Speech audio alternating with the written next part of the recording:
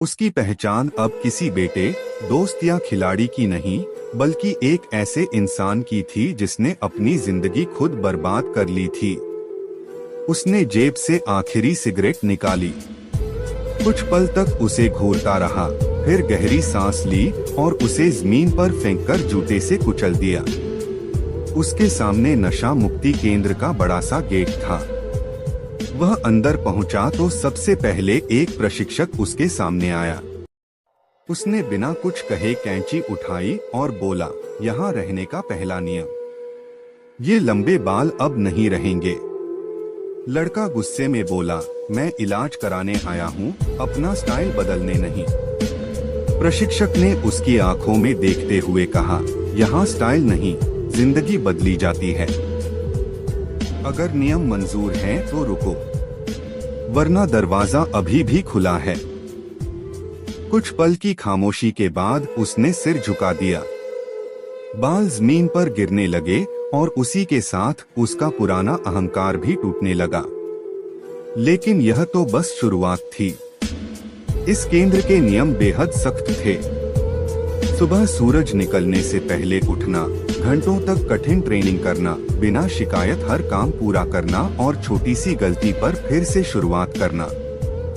जो नियम तोड़ता, उसे सारी मेहनत दोबारा करनी पड़ती।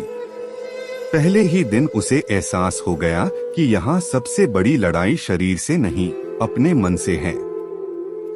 रात को जब वह अकेला बैठा, तब जेब से एक पुरानी तस्वीर निकाली। तस्वीर में उसकी मुस्कुराती हुई गर्लफ्रेंड थी। उसे याद आया कि कुछ दिन पहले उसने कांपती आवाज में कहा था, मैं माँ बनने वाली हूँ। यही एक बात उसे बार बार टूटने से बचा रही थी। वह जानता था कि अगर इस बार हार गया तो सिर्फ अपनी जिंदगी नहीं, अपने होने वाले बच्चे का भविष्य भी खो देगा। उसने तस्वीर को सीने से लगाया और धीरे से खुद से कहा, अब मैं अपने लिए नहीं, अपने बच्चे के लिए लड़ूंगा। लेकिन उसे जरा भी अंदाजा नहीं था कि असली परीक्षा अभी शुरू भी नहीं हुई थी। आने वाले दिनों में उसे अपने अतीत, अपनी लत और अपने ही डर से ऐसी लड़ाई लड़नी थी जो किसी भी इंसान को पूरी तरह तोड़ सकती थी। आज जिस इंसान को लोग नशेड़ी कहकर ठुकरा रहे थे, कभी वही अपने शहर का उभरता हुआ खिलाड़ी था। दौड़ हो, तैराकी हो या साइकिल रेस, हर जगह उसका नाम लिया जाता था। कई मेडल जीतने के बाद सभी को लगता था कि एक दिन वह देश का नाम रोशन कर